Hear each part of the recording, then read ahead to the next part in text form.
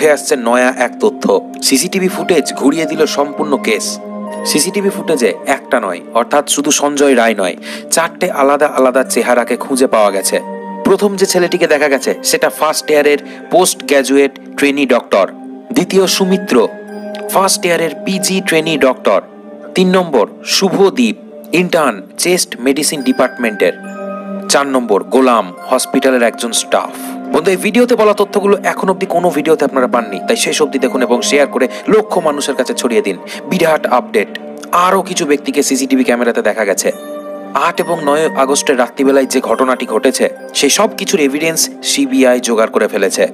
CBI বলছে সেই দিন রাত্রিবেলায় 12টার সময়কার একটা ফুটেজ পাওয়া গেছে, যে ফুটেজে আমাদের তিলোত্তমা ছিল।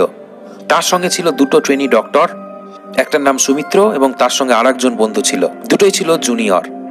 এই 3 জন শিফট শেষ করার পরে ডিনার করতে বসে। ডিনার যখনই করলো, ঠিক 12টার সময় ডিনার করলো। তারপরে এই গ্রুপ ডিসাইড করলো যে একটু রিল্যাক্স হয়নি। ঠিক 12টার সময় যায় তারা সেমিনার হলে।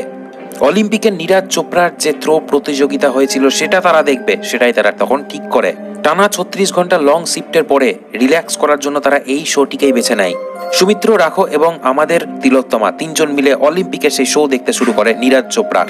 তারপর ঠিক রাত্রি 2টো নাগাদ সুমিত্র এবং রাখো নামের 2 জন ছেলে সেমিনার হল থেকে বাইরে চলে আসে।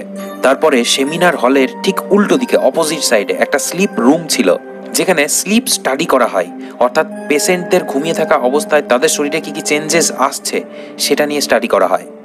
রাখো এবং সুমিত্র ওই 2 জন ওই হলের মধ্যে গিয়ে ঘুমিয়ে পড়ে। তখন বাজে ঠিক রাত্রি 2টো মতো। সেই সময় আমাদের তিলোত্তমা সেমিনার রুমে একা রেস্ট নেয়ার জন্য অগ্রসর হয়, সেটাই তার সিদ্ধান্ত ছিল। এরপরে শুভদীপ নামের যে 3 নম্বর ডাক্তার, যে ইন্টার্ন ছিল, যেও ছিল এই গ্রুপে, সে 3rd ফ্লোরে চলে যায়। ভালো করে মন দিয়ে শুনুন, 3rd ফ্লোর, যেখানে সেমিনার রুম ছিল, যেখানে এই ঘটনাটি ঘটেছে সেখানে।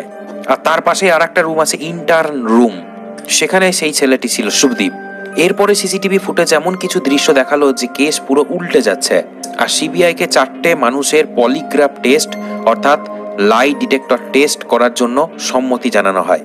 সিবিআই ডিমান্ড করলো যে এই 4 জনেরও লাই ডিটেক্টর টেস্ট হবে। 4 নম্বর ব্যক্তি রাত্রি 2টোর সময়, ভালো করে শুনবেন, সুমিত্র এবং রাখো আমাদের তিলোত্তমাকে সেমিনার হলে ছেড়ে যায়। তারপরে ওরা চলে গেল সামনের স্লিপ রুমে। সেমিনার রুম থেকে 2টোর সময় ডাক্তারবাবুরা চলে যায়। সেই সময়তে সেই জায়গাতে অর্থাৎ চত্বরে ছিল একা আমাদের তিলোত্তমা। ঠিক রাত্রি 3:42 যখন হয়, সঞ্জয় রয় পার্কিংয়ে দেখা যায় তাকে। হসপিটালের গেটের সামনে সে তার বাইককে দাঁড় করায়।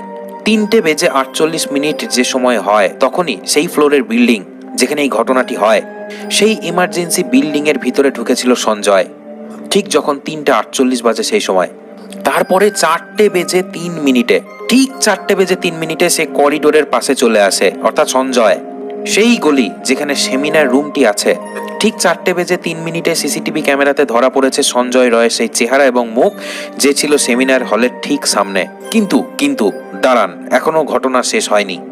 4:03 ঠিক আগেই, যেমনটা ইনফরমেশন এসেছে, ঠিক 4টের সময় অর্থাৎ 3 মিনিট আগে একজন মানুষকে দেখা যায়।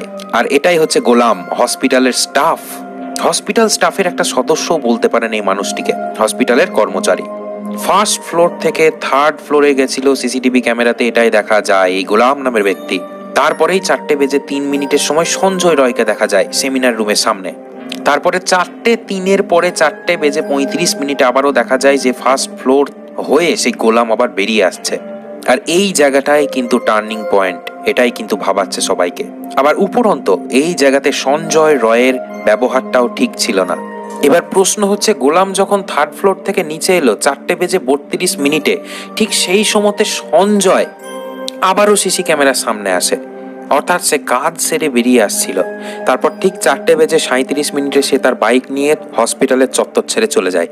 এবার ঠিক এখানে কোন জায়গায় সমস্যাটা হচ্ছে ভালো করে শুনুন। সিবিআই যেটা নিয়ে ভাবছে ঠিক সেই জায়গাটা ভালো করে বলি। সেই ফ্লোরের মধ্যে যখন এই ঘটনাটি ঘটে, যেখানে এই ঘটনাটি ঘটে, সেখানে 4টে মানুষ ছিল। প্রথম হচ্ছে সেই বন্ধু সুমিত্র এবং রাকু, সেই দুজনা সেমিনার হলের ঠিক সামনে যেখানে স্লিপ রুম ছিল সেখানে তারা রেস্ট করছিল।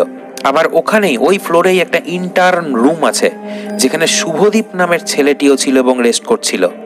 আর ঠিক ওই সময়তে গোলাম নামের স্টাফটিও, অর্থাৎ ঠিক ওই 30 মিনিটের মধ্যেই যখন সঞ্জয় এন্টার করে এবং যখন সঞ্জয় বেরিয়ে যায়, এই টাইম পিরিয়ডটার মধ্যেই গোলামও কিন্তু ওই ফ্লোরের মধ্যে যায়। 4 জন তো এমনিই ছিল সেই ফ্লোরে, একজন ট্রেনি ডক্টর, আমাদের তিলোত্তমা এবং তার আরো 2টো বন্ধু। আর সমস্যা হচ্ছে সেই 29 মিনিটের মধ্যে সবার থাকার সত্ত্বেও সেখানে এই ঘটনাটি ঘটে। মানে এই সকল ঘটনাটি ঘটেছে ওই 29 মিনিটের মধ্যে, টোটাল আধ ঘন্টার মধ্যে। এমনভাবে বডি ড্যামেজ করা হয়েছে যে শরীরের কোনো অঙ্গ প্রত্যঙ্গ ঠিক ছিল না। আর এই ঘটনাটি একটু হজম হচ্ছে না। 29 মিনিটের মধ্যে এত বিভৎসভাবে সেই সব কিছু করা কিন্তু একদম হিসেবে মিলছে না। এরপরে সঞ্জয় রয় মারাত্মক নেশা করেছিল, সিবিআই জানিয়ে দিয়েছে। এছাড়াও সে তার আগেই প্রমাণও দিয়েছে, কলকাতা পুলিশও একই কথা বলেছিল। এবার মেন প্রবলেম হচ্ছে এত কিছু ঘটনা ঘটার পরেও একটা সাউন্ড, একটা চিৎকার, একটা গলার আওয়াজও পাওয়া যায়নি সেই রুমের বাইরে। সেই ফ্লোরে থাকা আরো যে 3-4 জন ছিল তাদের কানেও কি সেই আওয়াজ যায়নি? প্রশ্ন একটাই সিবিআইয়ের। আবার উল্টো দিকে আর একটা খবর উঠে আসছে যে সেই ঘরের দরজা লক করা যেত না, কারণ তার শিকল ছিল ভাঙা। আর এই একটা কারণেই সিবিআই এই 4 জনের পলিগ্রাফ টেস্টের জন্য দাবি করেছে।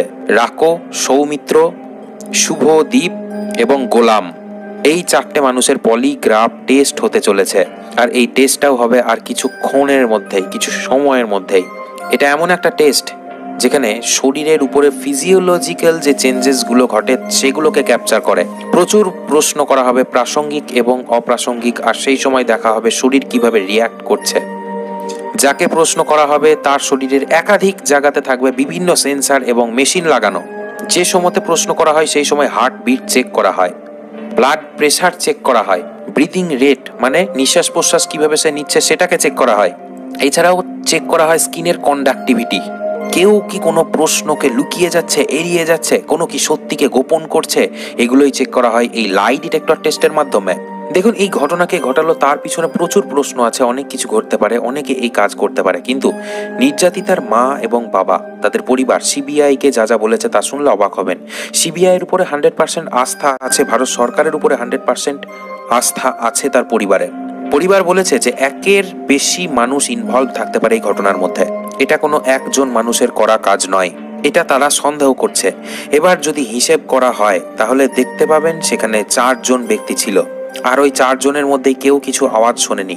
এত বড় ঘটনা ঘটে গেল। তো সেমিনার হল যেটা আছে, যেখানে ভিতরের আওয়াজ বাইরে আসে না, সেটাকে এমনভাবে বানানো হয়েছে যে ভিতরের আওয়াজ যেন একটু লিক না করতে পারে, সাউন্ড প্রুফ বানানো হয়েছে সেই ঘরটিকে। তো এই কারণেও হতে পারে তার চিৎকার হয়তো বাইরে আসেনি, কিন্তু এর বাইরেও আরো অনেক সম্ভাবনা রয়েছে। আবার এটাও হতে পারে সেই কলেজের কর্তৃপক্ষেরই হাত আছে এটার উপরে। তো এর উপরে অনেক রকম থিওরি অনেক মানুষই দিচ্ছে, কিন্তু তাদের বিরুদ্ধে কোনো প্রমাণ বা সত্যতা নেই। দেখুন, সত্যতার প্রমাণ অনেক সময় না থাকলেও অনেক কিছু প্রুভ করা যায়।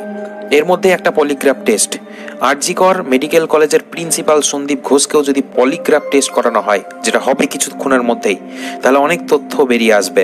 দেখুন, প্রশ্ন হচ্ছে এর মধ্যে কি কোনো বড় শক্তি লুকিয়ে আছে, বড় কারো কি হাত লুকিয়ে আছে? খাবারের মাধ্যমে কি কিছু মিশিয়ে খাইয়ে দেওয়া হয়েছিল?